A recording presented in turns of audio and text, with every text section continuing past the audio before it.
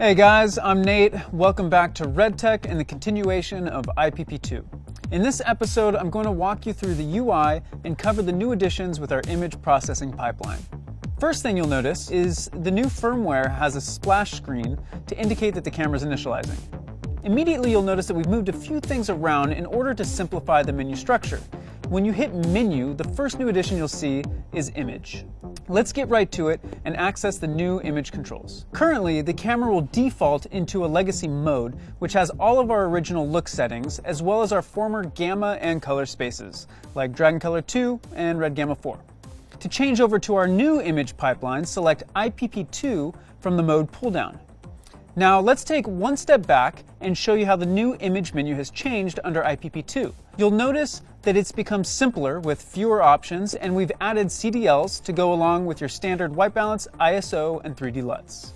White balance has been left exactly the same with your Kelvin and tint adjustments. With the helium specifically, we've recalibrated the ISO, boosting it one stop to bring it more in line with your light meters and to better protect your highlights. Next up, CDL. You're going to notice that it has all the ASC CDL standards of slope, power, offset, and saturation. If you've already created a CDL, you can copy it onto a CDLs folder onto a red mag. From there, you can import the CDL to the camera and your settings will populate. The cool part is that the CDL information will live within the R3D file. Lastly, 3D LUT. You can import and store all of your creative 3D LUTs through the Import/Export button and apply any of them by selecting it in the pull-down. Now let's head back to our image pipeline settings. The first thing you'll see is that color space and gamma curve are locked in. This is because we're basing everything off of the new red wide gamut RGB and Log3G10, bringing a consistent standard to all red footage. Next, you'll notice output transform. These are basically settings that turn your red wide gamut Log3G10 into a standard color space.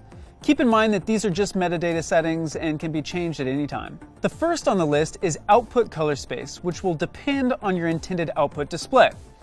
We have the industry standard of Rec 709, we have Rec 2020 for HDR monitors, and we also have P3 for projection. Next up, output tone map. This is the level of contrast which determines how much separation you want from the darkest and lightest part of your image. Note, this is display specific. If you want to adjust contrast, that would be done on your CDL or LUT. We have high, our default, medium, and low contrast, so choose which best suits your SDR or HDR display. If you've created a 3D LUT with your own tonal curve built in, you have the option to choose none. The last option on our output transform is highlight roll-off. This will let you determine if you want a smooth highlight roll-off at your top end, or if you want to retain a hard slope for more contrast in your highlights. For output tone map and highlight roll-off, most will generally stick to the medium default settings.